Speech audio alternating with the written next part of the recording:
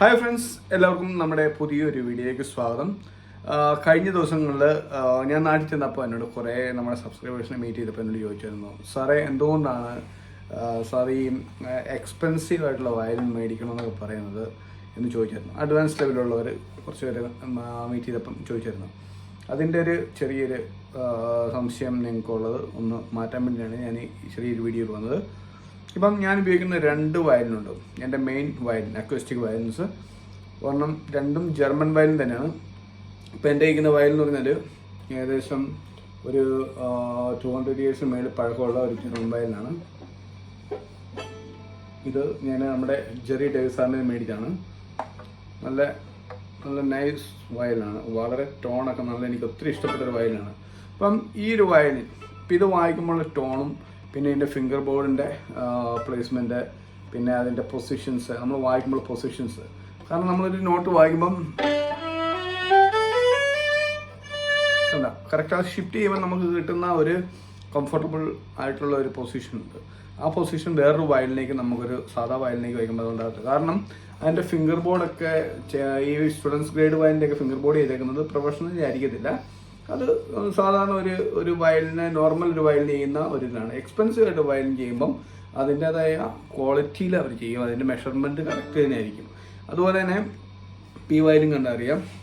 ഞാൻ എൻ്റെ ഒരു പഴയ വയലിൻ ജർമ്മൻ വയലുണ്ട്, അതുകൊണ്ട് നിങ്ങളെ കാണിച്ചു തരാം. ഇതുണ്ടോ, ഈ വയലിൻ എൻ്റെ ഫസ്റ്റ് വയലിനാണ്, one of my favourite violin. വളരെ നല്ല ടോണുള്ള വയലിനാണ്. മിക്കവരും എന്നെ സോളോ വായിക്കാനൊക്കെ സജസ്റ്റ് ചെയ്യുന്നത് ഈ ഒരു വയലിനാണ്. ഇതൊരു കൺസെപ്റ്റ് ടൈപ്പ് വയലാണ്, രണ്ടും നല്ല വയലിനാണ്. ഇത് നോക്കിയറിയാം, ഇത് കുറച്ചും കൂടെ ഒരു കുറച്ച് സൈസ് ചെറുതായിട്ട് തോന്നും നിങ്ങൾക്ക്, ഇതിനെക്കാട്ടും ചെറുതായിട്ട് തോന്നും. ഇതിൻ്റെ രണ്ടിൻ്റെ ടോണ് ഇപ്പം ഞാൻ ഈ ജർമ്മൻ വയലിൻ ഇതിൻ്റെ ടോണൊന്ന് കേൾപ്പിച്ചു തരാം.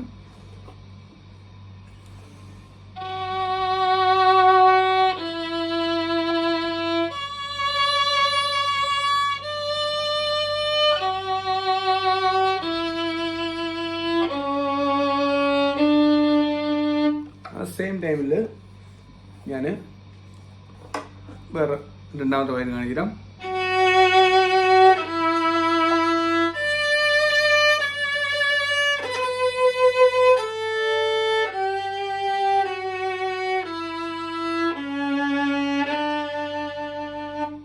ഓക്കെ, ഇതാണ് ഈ രണ്ട് വയലിൻ്റെയും ടോണിൻ്റെ ഡിഫറൻസ്. അപ്പം നിങ്ങൾക്ക് തന്നെ കേട്ട് മനസ്സിലാവും. അപ്പം നിങ്ങൾ കമൻറ്റ് ചെയ്യുക ഏത് വയലിലാണ് ബെറ്റർ എന്ന് കമൻറ്റ് ചെയ്യുക. എൻ്റെ ടോണിൽ ഏറ്റവും നല്ല ഇതിലിരിക്കുന്നത് ഏത് വയലിനാണെന്ന് നിങ്ങൾ കമൻറ്റ് ചെയ്യുക. ഈ വയലിനാണോ ഇതാണെന്ന് കമൻറ്റ് ചെയ്യാം. ഓക്കെ, അപ്പം ഇത് നിങ്ങൾ ജസ്റ്റ് നോക്കുക. അപ്പം ഈ ഒരു വയലിൻ്റെ ടോൺ അപ്പം നമുക്കിത് വായിക്കുമ്പോൾ ഇത് പ്രൊഫഷണലി സെറ്റപ്പ് ചെയ്തേക്കുന്നതുകൊണ്ട് വളരെ ഈസി ആയിട്ട് നമുക്ക് വായിക്കാൻ പറ്റും. നമ്മൾ ഉദ്ദേശിച്ചൊരു ടോൺ നമുക്ക് ഈ വയലിന് കിട്ടാറുണ്ട്. അതുപോലെ തന്നെ നമ്മൾ സാധാരണ യൂസ് ചെയ്യുന്ന സ്റ്റുഡൻസ് ഗ്രേഡ് വയലിൻ, ഇതാണ് സ്റ്റുഡൻസ് ഗ്രേഡ് വയലിൻ. ഇത് കണ്ടാൽ ഒരു എന്താ പറയുക, ഒരു കുറച്ച് ഗ്ലേസിങ് ഒക്കെ ഉണ്ട്. അപ്പം ഞാനിത് യൂസ് ചെയ്യുന്ന ബോയും ഇതാണല്ലേ, സാധാ ബോയാണ്.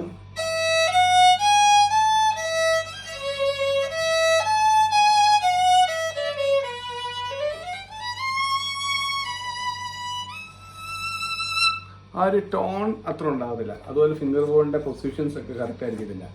അപ്പോൾ ഒരു മെച്യൂർ ആയിട്ടുള്ള ടോൺ ഒരിക്കലും നമുക്ക് അങ്ങനെയുള്ളൊരു വയലിൽ നിന്ന് കിട്ടത്തില്ല. അതുകൊണ്ടാണ്. അപ്പം ബോ നിങ്ങൾ നോക്കിയറിയാം, ഇത് ഒരു നല്ലൊരു ഇംഗ്ലീഷ് ബോയാണ്. ഇത് നല്ല എക്സ്പെൻസീവ് ആയിട്ടുള്ളൊരു ബോയാണ്.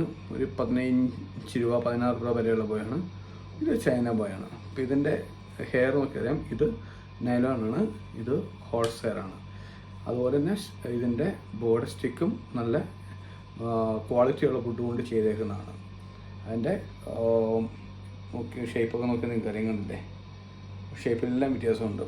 അപ്പം അതാണ് നമ്മൾ നല്ല വയലിനും അല്ലെങ്കിൽ നല്ലൊരു ബോയ് യൂസ് ചെയ്യുന്നതിന് മെയിൻ കാരണം. അപ്പം നിങ്ങൾ എപ്പോഴും അഡ്വാൻസ് ലെവൽ വായിക്കുന്നവർ നിങ്ങളൊരു വൺ ടൈം ഇൻവെസ്റ്റ്മെൻറ്റ് ചെയ്യുമ്പം നല്ലൊരു ഇൻസ്ട്രുമെൻറ്റ് മേടിക്കാൻ നോക്കുക. തീർച്ചയായിട്ടും നല്ലൊരു ഇൻസ്ട്രുമെൻറ്റ് മേടിക്കുമ്പോൾ അതിൻ്റെ അകത്ത് നിങ്ങളുടെ വായനയ്ക്കുള്ള ഒരു ക്വാളിറ്റി നിങ്ങൾക്ക് കൂട്ടിയെടുക്കാൻ പറ്റും. അതുപോലെ പൊസിഷൻ സ്ഥിരമായിട്ട് വായിക്കുമ്പോൾ, ഞാനിതുപോലെ ചൈന വയലിൻ ഇപ്പോൾ വായിക്കില്ല, കാരണം നമുക്ക് ഒത്തിരി കൈക്കൊരു സ്ട്രെസ്സ് കൂടുന്നുണ്ട്. കാരണം വായിക്കുന്ന സമയത്തൊക്കെ നമുക്ക് ഭയങ്കര ഡിഫിക്കൽട്ടാണ് പൊസിഷൻസ്. അപ്പോൾ ഇതുപോലെയുള്ള വയലിൻ വായിക്കുമ്പോൾ നമുക്ക് ഈ വയലിൻ തന്നെ വായിക്കുമ്പോൾ നമുക്ക് അത് കിട്ടുന്നൊരു സാറ്റിസ്ഫാക്ഷൻ അവിടെ കിട്ടത്തില്ല. എസ്പെഷ്യലി നമ്മുടെ റൺസൊക്കെ വായിക്കുമ്പം ഉണ്ട്. അങ്ങനെയുള്ള ഇപ്പം ഒരു ബോ തന്നെ യൂസ് ചെയ്യുമ്പോൾ നമുക്ക് ഒരു സ്റ്റക്കാറ്റ് യൂസ് ചെയ്യുമ്പോൾ ഉണ്ടോ, ആ സ്റ്റക്കാറ്റ് നമുക്ക് കറക്റ്റായിട്ട് വായിക്കാൻ പറ്റും. അത് നോർമൽ ബോയ് കൊണ്ട് നമുക്ക് ബാലൻസ്ഡ് ഇല്ലാത്തൊരു ബോയ് കൊണ്ട് നമുക്ക് വായിക്കാൻ പറ്റത്തില്ല. അപ്പം ഇത്തരം കാര്യങ്ങളൊക്കെയാണ് നമ്മളൊരു വയലിൻ എടുക്കുമ്പോൾ ശ്രദ്ധിക്കേണ്ടത്. അതുകൊണ്ടാണ് ഞാൻ ഈ ചെറിയൊരു വീഡിയോ നിങ്ങൾക്കായിട്ട് ചെയ്തത്. അപ്പം തീർച്ചയായിട്ടും നിങ്ങൾക്ക് ഒരു വയലിൻ എടുക്കണമെന്ന് താല്പര്യം ഉണ്ടെങ്കിൽ നല്ലൊരു ഇൻസ്ട്രുമെൻ്റ് എടുക്കുക.